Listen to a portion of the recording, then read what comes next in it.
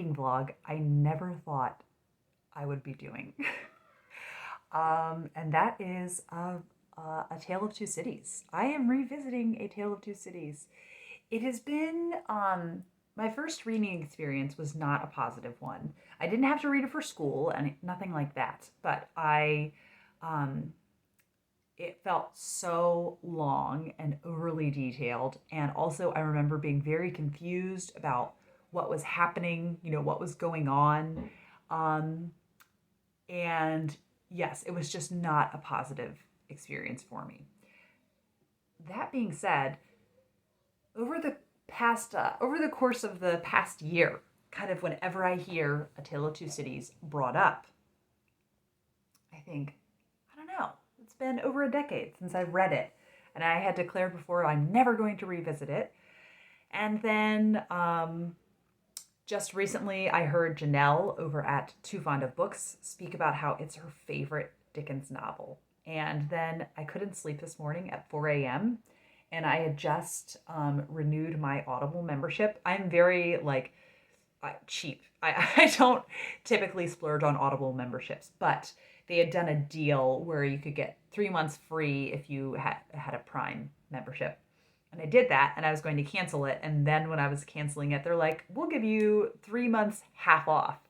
And so I was like, okay, that's too tempting because I want to stock up eventually on all the Harry Potter audiobooks because right now I have access to them through Hoopla, but I don't know how long they will be there. All to say that did the Audible membership, and included is the audiobook narrated by Simon Callow. I have first experienced Simon Callow, I think, in Four Weddings and a Funeral. And then in the 80s adaptation of A Room with a View, which I love so much. It's one of my all-time favorite movies. So anyhow, he's Mr. Beebe in A Room with a View, but he has a marvelous voice. I've never listened to an audiobook narrated by him, and I thought, well, I'll listen to a sample. 4 a.m. I can't sleep. I was considering starting A Tale of Two Cities. There's nothing else I want to be doing at 4 a.m. but listening to an audiobook. And I am enjoying it. This is I'm having an identity crisis. How am I enjoying this so much this second time around? I just finished book 1 this morning. It's now 7:19. And what is happening? I'm thoroughly engaged. I think 2 things are happening. One is that I was very new to reading classics when I first read A Tale of Two Cities, and I think it is not a beginner classic at all. It's very inaccessible. But now, so I am more seasoned at reading classics, but I also think now it's only benefiting from a reread because now I have my footing. Now when these characters are, the way he's introducing them all is very low key and somewhat ambiguous. And I was very frustrated that I felt like I couldn't find my footing the first time I read it. And now I know kind of who the key players are, even though it's been over a decade since the last time that I read it. And I'm able to be more engaged with the story that way. And I am excited for kind of what an epic, big story it is. And before I started, I was reading some Goodreads reviews, and one review said that the first half is really slow and plotting, but then it really picked up towards the end. So they did end up enjoying it. And so the fact that I'm enjoying even this beginning part, I'm like, oh my goodness, am I actually going to thoroughly enjoy A Tale of Two Cities? I don't know. So you're coming along for the ride. And I'm also excited because before I've been limited in reading vlogs with space, not only on my phone, but on the computer. And so finally I have taken the plunge and gotten a flash drive that has 2,000 gigabytes. So I can live it up with the reading vlogs now. And I can't believe I never thought of doing that before, just having a flash drive. Yes. So here we are reading A Tale of Two Cities. Please join me, and I think maybe each book I'll check in. I'm not sure how many books there are, but I think that's how I will do it. So yes, I hope you all are going to enjoy this with me. If you've read A Tale of Two Cities, I will label the spoiler sections. I will make sure to do timestamps the whole way through. So Yes. Thank you for watching and joining me. It is now almost 1 p.m. on the same day, and I am already halfway through book 2. But I was looking because I went ahead and checked out the ebook as well because I wanted to know kind of the layout, how many books there were in it. And there's only 3 books that compose A Tale of Two Cities. And I am still really enjoying it. I definitely am finding now when people are talking about it being slow, I feel like those first 6 chapters, everything happens very quickly. And then we fast forward 5 years from now, and I was a little bit like, whoa, get confused. Are we, we're doing this? And now Charles Darnay. Now I'm worried I'm going to get names wrong, but I'm pretty sure it's Darnay who was on trial because of these names of these lists of names that were found. And they think maybe that he was a revolutionary, but he has been acquitted. So some of my pet peeves, my 2 like main pet peeves with Dickens are when he has side characters that are such caricatures and just feel one dimensional, entirely one dimensional. And then also how he has this very meandering style to describe events. So those are definitely still here, but I'm still very much enjoying it. So I'm glad that I kind of, the things that when I don't enjoy a Dickens book as much, the things that I don't enjoy, I was kind of ready for and prepared, especially his historical fiction. That's definitely the meandering ways to describe things. It's going to be there a lot more. Barnaby Rudge, though, I remember I was bored to tears, like all of Barnaby Rudge. And I read that one only, I think, around 3 years ago. So just all in all, it's a much more positive reading experience for me than the Dickens that I haven't enjoyed in the past. So I'm going to read a little bit more. We did school this morning. It was a good morning of school, very productive. So this was just our first week of school, and I'm pleased it's been going so well. And now the boys are cleaning up their room, and I told them they could play some games on the tablet when they finish cleaning up their room. And I actually have a Zoom meeting with Dominic Edwards of the Trollop Society. We're going to kind of get an idea of what an interview would look like. And hopefully, when you're seeing this, I'm keeping this in because an interview is going up with the Trollop Society, which is just a dream come true.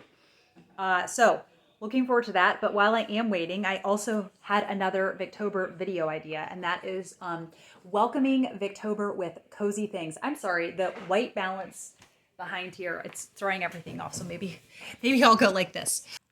I don't know if that's much better. This is a very casual vlog. But I just thought, I always love to talk about the rituals and traditions that I do for Victober. Although I think I didn't do one last year, so I feel slightly less repetitive doing it this year. But also, I think the first day of October is always so exciting. And so I think it's really fun to put up a video talking about being excited about it and kind of all of the traditions and rituals, like I said, that I've incorporated, and the things that make it an even more cozy time of year to me, just make it way more fun. So doing all of those things, and really just, I'm looking forward to this weekend, just taking my time and leisurely making this list and maybe getting a couple of props. I am going to get an autumnal cookbook from the library. It's early now, but I'm going to photocopy at home the recipes. I'm particularly thinking of like soups and stews to be cozy for this time of year. It's going to be a good time. So I will continue listening, and I think I will check in, I guess, when I finish book 2. I also have to say that Mrs. Pruss, I think that's her name. It's kind of hard to tell from Simon Cowell's narration, but I think her name is Mrs. Pruss, the housekeeper, where, of course, Lucy and her father, why can't I remember their last name? I'll put it down there, where they live. I really am charmed by her. She's really funny and quite the drama queen, but very, very charming and full of warmth and loyalty to this father and daughter. And so that makes me just feel very positive about her. So I'm really looking forward to continuing on, and I can't believe I'm saying that or thinking any of these things.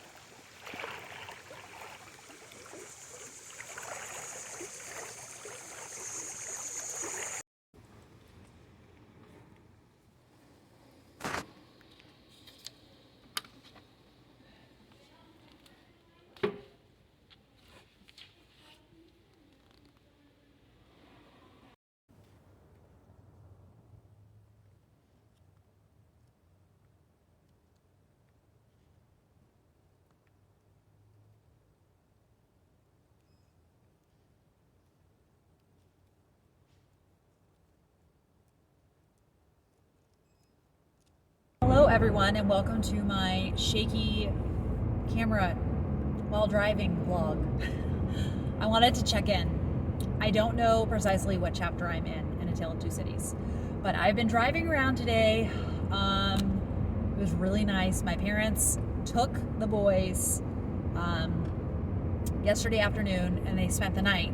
And so my husband and I went out for sushi. And then after that, we went to this creek nearby that's really nice. And then came home and watched an episode of As Time Goes By. That is my ideal kind of evening. And then this morning, just had a very relaxing morning and watched the last 2 episodes of Wives and Daughters, which I hadn't finished. And then today, made a couple quick trips to the library, but my big outing was to get ravioli for Peter's birthday party in 2 weeks. It's this really good fresh ravioli. I mean, you do get it frozen, but at this pasta shop, they make it fresh. And we wanted some meat ravioli and some cheese ravioli. And the ravioli place is really close by, don't make meat ravioli. And I'm wondering if it's actually not a traditional Italian dish to do meat ravioli. Is ravioli traditionally just cheese? I don't know. Anyhow, got some cheese, got some meat, and I've been listening to A Tale of Two Cities through the drive. I have to say, my high that I started off at the very beginning of the book being like, oh my goodness, I am enjoying this so much. I've calmed down from that. And I'm coming down and it's turning into what looks to be a 3-star read. But I need to keep this in perspective. It was not at all a 3-star read. The first time that I read it, I think it was like a 1-star read. So things have very much improved. And I don't remember this being an issue that I had with it the first time that I read it. But this time, I am really bothered by Dickens' characterization of Lucy Manette. I'm just offended by the characterization he does for most women in his books.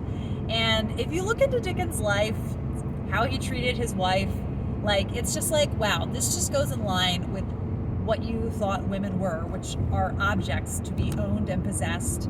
And they're these angelic creatures, and are not capable of feeling the amount of emotions that a full human being would. So I'm kind of offended by his characterization of Lucy. And so that's why this will never be a favorite Dickens for me, because it's interesting. Now I'm thinking, like, I love David Copperfield. Dora in that, not really a well-rounded character. Agnes, not really a well-rounded character. Agnes is grounded and she is wise, but she doesn't have, like, interesting different dynamics to her. And but also there's just so much to love in David Copperfield. There's a lot of warmth, and this is on a much grander scale, but it will never be up there as high as Dombey and Son or David Copperfield or Great Expectations, because of there's no character that I will ever love as much. I do like Charles Darnay, and I think I remember what happens with Sidney Carton, but I will save that for a spoiler section.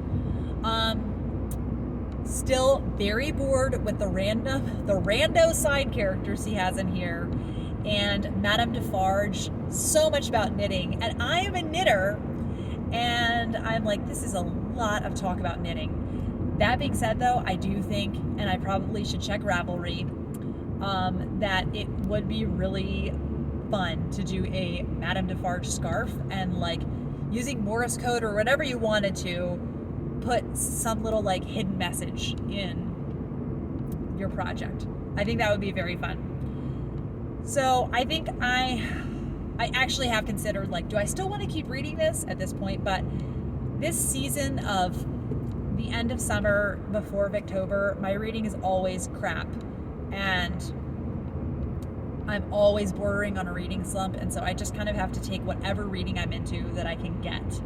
And I kind of thought mysteries would be my savior in the month of August, and unfortunately I only read one mystery And so I'm like, maybe I'll just keep reading this. And it's not like if I end up not enjoying it that much, it's not like it's ruining a formerly favorite book for me. So it's a less high pressure situation to me to be reading a book formerly that I didn't enjoy at all, and now I'm trying it again to see if possibly I could enjoy it. Then I'm going to return to an old favorite and I'm going to love it even more this next time, and then I don't. And that has happened with me before, and it's devastating. That's my check-in, and I'll let you know what I think as I continue on. So feeling a bit discouraged, but like, why not continuing? Whew. I just finished it. I was not expecting to be this emotional. It's such a moving ending. Whew. The last lines. It is a far, far better thing that I do than I have ever done. It is a far, far better rest that I go to than I have ever known. I didn't know I was going to be this emotional about this ending. I didn't think I had connected with the characters that much. It just makes me think of the verse that I'm going to jumble, but it says, "No greater life can a man show than laying down his life for it. No greater love can a man show than laying down his life for his friends."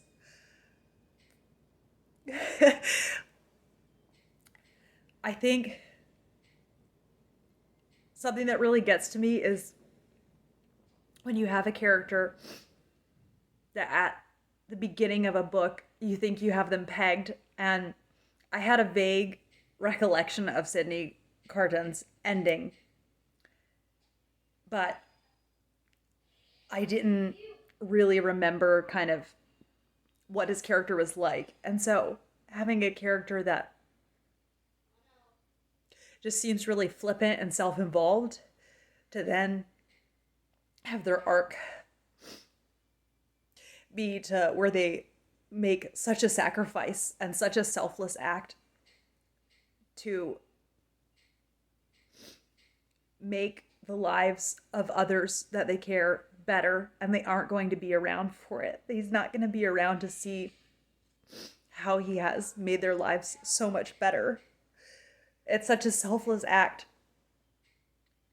And I've just been thinking about Dickens' characterization, and I don't know if this interview that I'm going to talk about is going to be up before or after this vlog, but I spoke with Alison Milbanks, and we talked about a lot of things, but one of the things is Dickens' characterization, and I said how I struggle with it as compared to George Eliot or Elizabeth Gaskell or Trollope, and she said, well, you know, he's not writing domestic realism. That's what they're writing. He's writing, I can't remember the exact category she said, but he tackles kind of, it's like almost mythological elements to his stories. And so now thinking about A Tale of Two Cities as more a fairy tale, you know, it gives me a lot more respect for it. It is hard for me to kind of sit and hang tight with less characterization with a book that's so long, which out of Dickens' books, A Tale of Two Cities is rather short. I didn't realize when I picked this up from the library, I just wanted to have kind of a physical book to consult to see how far I had gone through. How much, that it also included Great Expectations. So it was less than 400 pages, and for Dickens, that is rather short. I still did really struggle with any scenes with the Defarges. I just did not find them interesting. But I will say, I want to find, yes, the final showdown between Miss Pross and Madame Defarge was amazing. That made me really, really smile. So I think I'm going to watch, I think it's an 80s miniseries. And right now it's on YouTube. I don't know if I'm going to like it. I don't always have good luck with 80s miniseries. I feel like miniseries really came into their own in the 90s. So I'll let you know what I think. Um, yeah, so I'm really, really glad that I gave this a second chance. And I think that I just think sometimes I fall into the fallacy of thinking of Victorian literature as a genre, but it's a time period of literature. And there's a lot of variation in the styles of stories. And so I've been treating Dickens like his writing is supposed to behave like Elizabeth Gaskell's or George Eliot's or Trollope's or the Brontes or Thomas Hardy. And it's not, it's its own thing. Um, and so I'm just really grateful of the timing, reading this, speaking with Allison Milbanks, and it's changing how I'm thinking about his writing. Because I have really come to love mythology and folklore in the past year. There's something about it that is so captivating to me. And right now we're going through a book of Norse mythology. And I'm just blown away by it. Such old stories. So yeah, I'm going to be ruminating on this, and I will just show you another book I got at the library, and I can't remember if this was, where is it? It's down here. Another book that I got at the library, and I can't remember if I have logged it or not. But especially since ending on this note, I remember being impressed by the ending, even the first time when I didn't enjoy A Tale of Two Cities too much, is readings on A Tale of Two Cities. So I don't know if these kinds of things are available in the UK, but they have it's a literary companion series. And so it's a series of, I think around 12 or 15 essays from all sorts of writers. Dickens and Carlyle's visions of an inhumane society, generational conflict, the social collective versus the individual, cyclical history in A Tale of Two Cities, ultimate justice over injustice. Dickens' characters are fantasy versions of real people, so that will be very interesting for me to read now. Dickens' odd use of Christian themes in A Tale of Two Cities. Very interesting, acceptable and unacceptable violence in A Tale of Two Cities. So I'm going to see if I'm in the mood to read this right now. I don't know if I will be. I'll be back to either sign off or tell you about some of these essays. I'll just be processing now. I'm just going to close my reading vlog out here. It is September 1st. And Victober announcement videos went out today. It's always such an exciting day. The Gold Pearl Plum Autumnal Lipstick is on. I've waited long enough. And I tried both miniseries, I think it's like 1981 and then 1989. And I'm just not in the mood for it. And part of it might be that those particular adaptations don't interest me, but also I know that with many books, right after I read them, I kind of like them to, it sounds so cheesy, okay, so bear with me, but I like them to live on in my heart for a little while before I experience them visually. So I have decided to rank A Tale of Two Cities 4 stars, and it's the ending that makes it go up for me. Yes, it's not a book that I necessarily have a ton of fun while I'm reading, but it feels like a classic now that I'm done with it. And it didn't feel that way before. So in case you're wondering what the scraping noise is, it is these two eating some ice cream. So I made them do an hour outside, and Peter did some weeding. And it's very hot still. So they get the reward of some ice cream now that they're done. I hope that you have enjoyed going on this journey again through A Tale of Two Cities with me, and I'll be revisiting some other Dickens in the future, and I don't know necessarily if it's the ones that I didn't enjoy as much at first, but definitely want to be rereading some of the Dickens that I have enjoyed a lot, or some that I thought, you know what, I just really want to give this another go, like Our Mutual Friend. All right, thanks for watching.